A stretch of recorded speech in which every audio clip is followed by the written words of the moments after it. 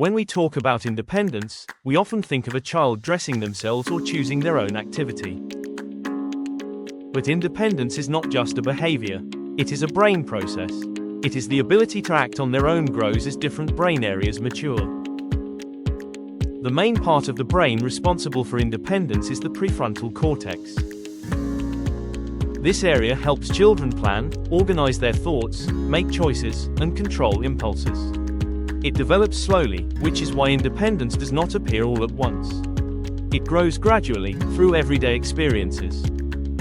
Independence also relies on a set of skills called executive functions. These include working memory, which helps a child remember steps or instructions, inhibitory control, which helps them stop themselves from acting too quickly, and cognitive flexibility, which helps them try a different strategy when the first one does not work. As these skills strengthen, the child's independent actions become more reliable. Another important part is emotional regulation.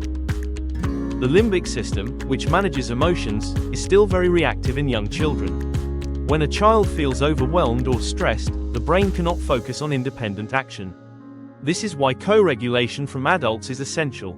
Over time, as the brain learns to stay calm, children gain the confidence to try things on their own. Movement also plays a major role.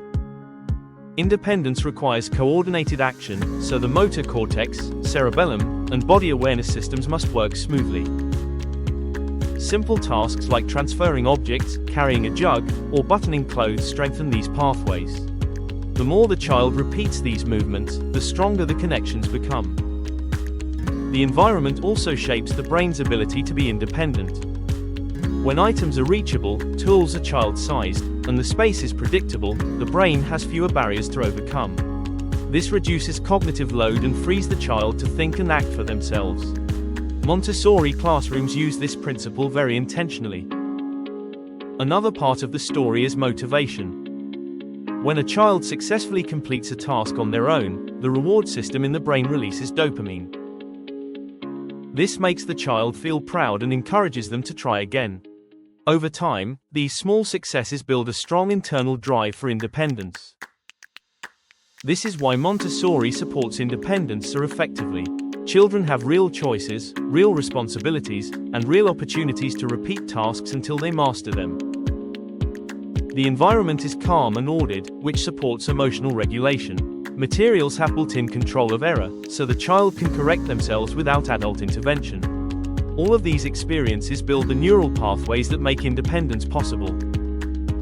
In simple terms, children develop independence when the brain is ready, when the environment supports it, and when adults allow the child to practice. Independence is not taught through instructions. It is built through everyday actions that slowly wire the brain for confidence, problem-solving, and self-direction.